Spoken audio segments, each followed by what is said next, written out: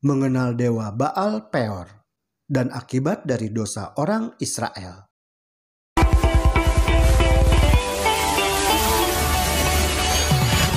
Dewa Baal setidaknya memiliki dua pendamping, yaitu Dewa Anat, saudara perempuannya yang cantik tapi sadis. Sehingga Dewi Anat bisa juga dijuluki sebagai Dewi Pertumpahan Darah. Dan pendamping lainnya adalah Asitoret atau Asera. Meskipun di Alkitab menuliskan beberapa Baal, namun kemungkinan sebenarnya hanya ada satu Baal saja. Para Baal itu dikenal dengan nama lain yang berbeda-beda sesuai dengan daerahnya. Misalnya, Baal Peor, Baal Hermon, Baal Hazor, Baal Berit, Baal Sidon, dan yang lainnya. Mengenai dewa Baal ini, khususnya yang berhubungan dengan Baal Peor, ada satu peristiwa atau kejadian di mana ada ribuan orang Israel yang mati terbunuh. Bilangan 25 ayat 1-3.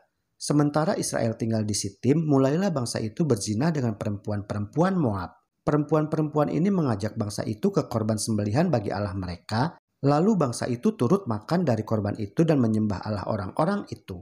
Ketika Israel berpasangan dengan Baal Peor, bangkitlah murka Tuhan terhadap Israel. Sehubungan dengan peristiwa Baal Peor, ada sebuah tulisan juga yang menuliskan seperti ini. Mereka telah memberanikan diri melangkah ke daerah yang terlarang dan telah terjerat dalam perangkap setan. Digelapkan oleh musik dan tari-tarian, terpesona oleh kecantikan perempuan-perempuan kafir itu, mereka telah meninggalkan kesetiaan mereka terhadap Tuhan. Apabila mereka ikut serta dalam pesta-pesta kekafiran itu, minuman anggur telah merusakkan indera mereka dan menghancurkan pagar pengendalian diri.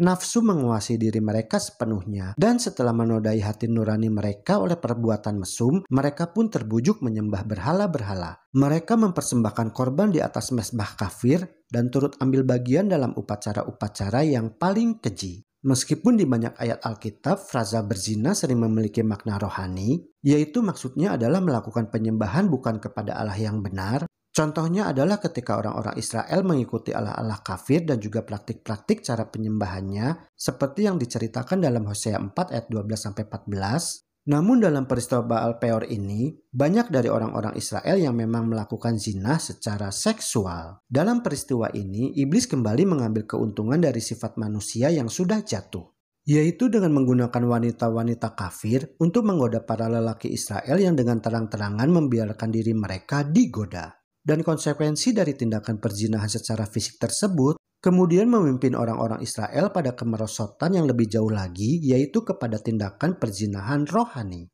Banyak dari antara orang-orang Israel yang akhirnya terlibat kepada praktik-praktik kekafiran. Bangsa Israel bergabung dalam penyembahan terhadap Baal Peor dan mereka menjadi terikat dengan Allah palsu ini. Bahkan mereka turut mempersembahkan korban bagi Baal Peor. Mengapa banyak dari orang Israel dapat berbuat dosa sampai sejauh itu? Itu karena orang-orang Israel tersebut mengeraskan angan hati mereka dengan dosa yang pertama, yaitu dosa secara fisik dengan melakukan zina.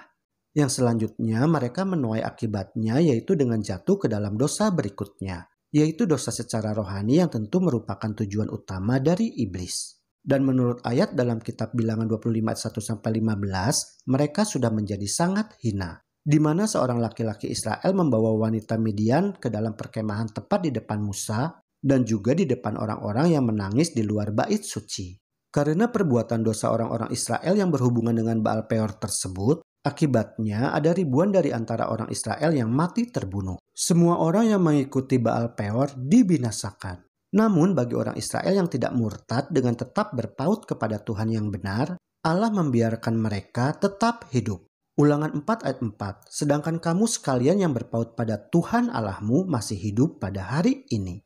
Kata Ibrani untuk sungguh-sungguh berpaut adalah sering menunjuk pada sebuah komitmen yang kuat untuk berpaut pada sesuatu di luar dari diri sendiri. Itu berarti bahwa mereka harus memberikan diri mereka kepada Tuhan dan mendapatkan kuasa dan kekuatan daripadanya.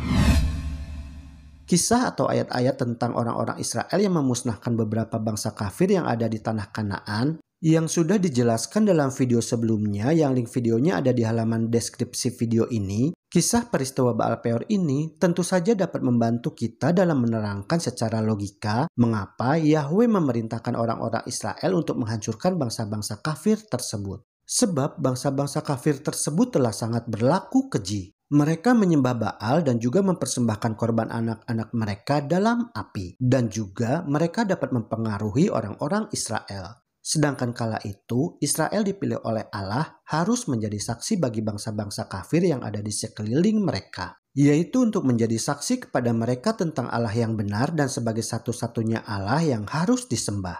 Yaitu Yahweh.